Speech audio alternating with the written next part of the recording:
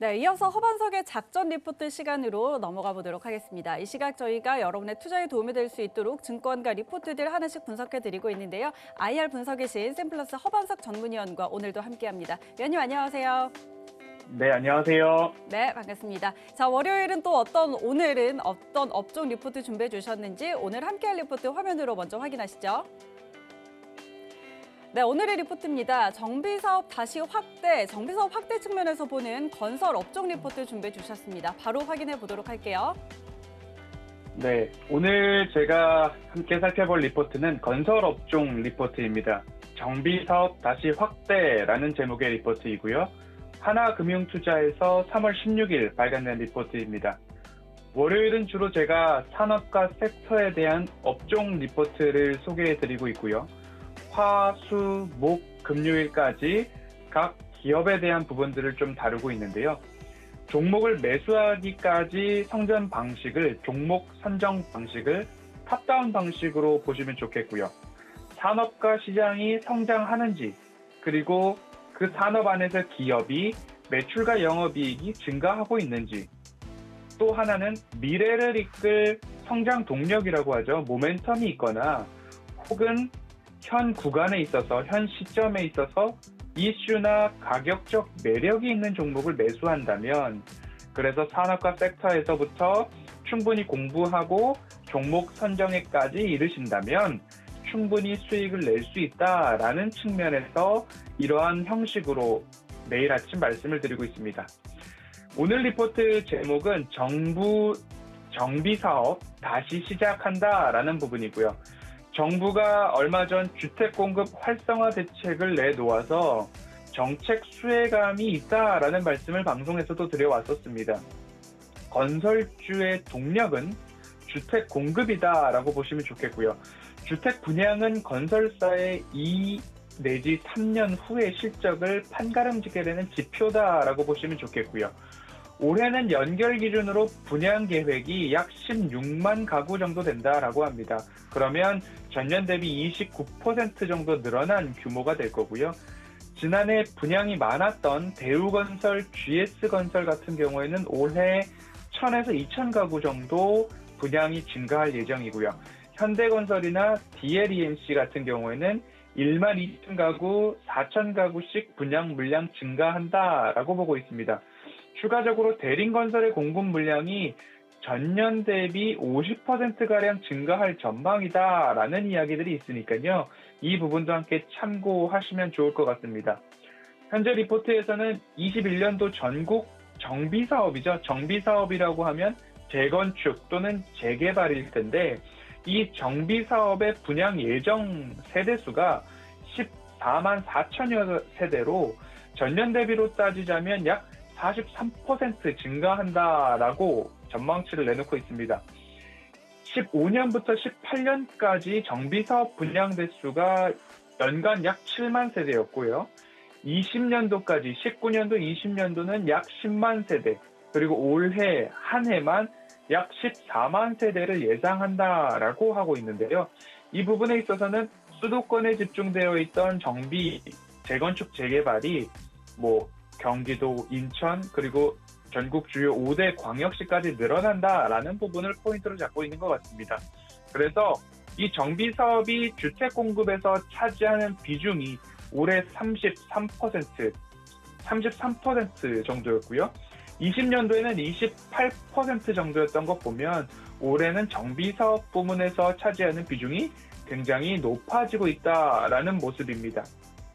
앞서 말씀드렸듯이 17년 이전에는 서울 재건축 재개발이 이 정비사업의 주된 비중이었습니다. 대부분의 비중이었는데 18년도, 20년도 연 6만 5천여 세대 경기, 인천 5대 광역시 주도였고요.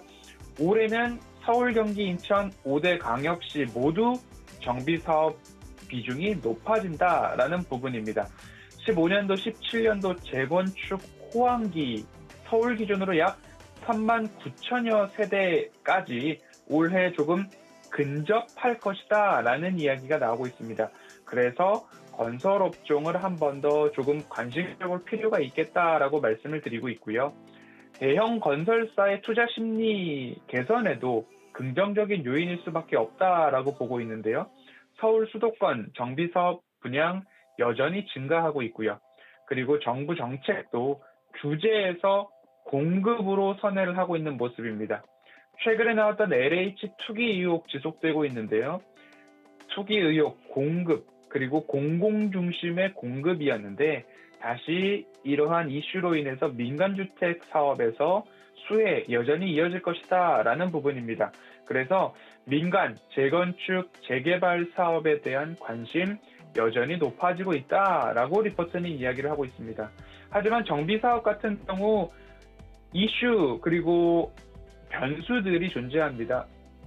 인허가 단계부터 정부의 규제가 있을 수 있고요. 조합의 시행 의지, 어떻게 보면 조합들 그리고 조합원들의 하나된 일치된 의견으로 모이기까지가 조금 어렵기 때문에 한남 재개발 같은 경우에도 15년 이상 의견 수렴에만 그 정도의 시간이 걸렸다라는 모습입니다. 그리고 사업 인센티브 등 다양한 변수들이 있다라는 부분 여전히 짚어주고 있고요. 하지만 올해 서울과 수도권 정비사업 분야 여전히 증가될 것이고 그에 따라서 건설 업종 기대감 여전하다라고 보시면 좋겠습니다.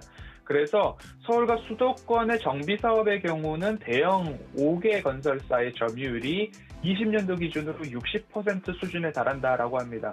대형 5대 건설사라고 하면 현대건설, 대우건설, GS건설, DLENC, 그리고 HDC, 현대산업까지 보시면 좋을 것 같고요. 대형 건설사의 투자 매력이 부각되는 시점이다라는 이야기하고 있는데요. 수도권 정비사업 지속적으로 증가하고 있다라는 말씀드리고 있고요. 경기 인천 그리고 도심 개발 사업이 있죠. 경기 인천 지역의 도시 개발 사업 참여가 여전히 5대 건설사 위주로 지속되고 있다라는 부분. 21년도 2분기부터는 해외 수주에 대한 관심 그리고 프로젝트 수주 소식이 이제는 들려올 것이다 라고 하고 있는 기대감까지도 이어지고 있습니다. 또 한 가지는 부동산 정책에 대한 민심이 흉흉합니다.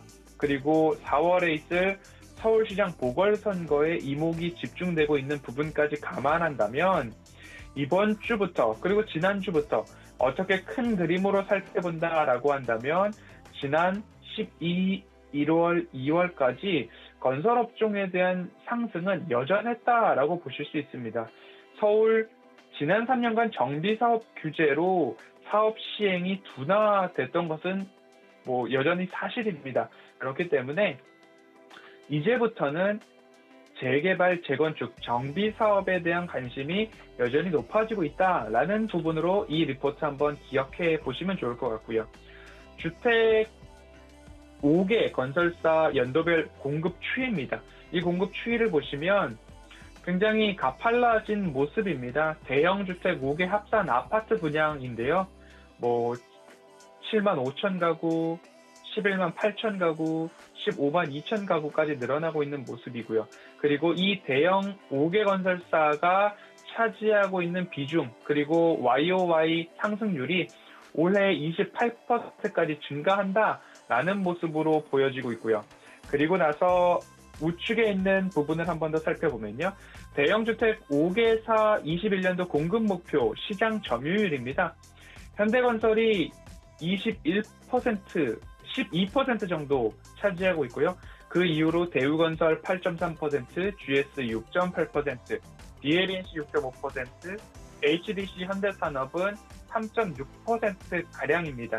이렇게 진행되고 있다는 부분 한번 살펴보실 수 있고요. 또 한 가지를 살펴보면요. 올해 서울 그리고 재건축, 재개발, 분양 및 분양 예정 단지입니다. 둔촌 주공 재건축에서부터 쭉쭉쭉 이어져서 방배 5구역, 잠실, 장위, 대조, 그리고 문정 이렇게 이르기까지 쭉쭉쭉 이어지고 있습니다. 이 리포트 그대로 허반석의 서울경제 허반석 노란톡 오픈 채팅방에 올려드리고 있고요. 제가 하이라이트한 부분 그대로 살펴드리고 있습니다. 여기서 한 번 더 살펴보실 부분은 코덱스 건설 펀드 관련된 차트입니다. 이 부분을 보면 이미 코로나 팬데믹 구간에서부터 여지없이 많은 상승을 해줬습니다. 그리고 차트를 넓게 펴고 봤을 때에 이 건설업종 지수 자체가 횡보하는 구간, 박스권에 이미 다다랐다라는 부분으로도 좀 보실 수 있는데요. 이 구간을 살펴보셨다라고 한다면 어느 구간에서 매집을 해야 될까라는, 어떻게 보면 2차 전지와 신재생에너지의 상승과 비슷한 상승률을 각 5대 건설사의 주가가 보여줄 수도 있습니다. 그렇기 때문에 그 5대 건설사 중에 저평가라고 생각되는 기업들을 좀 유심히 보셨으면 좋겠고요.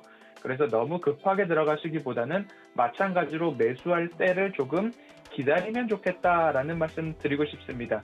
그래서 이번 주는 건설 업종에서 추가적인 사항들을 조금 안내 드릴 수 있도록 이번 주도 매일 아침 오전 8시 10분에서 15분 사이 찾아뵐 수 있도록 하겠습니다.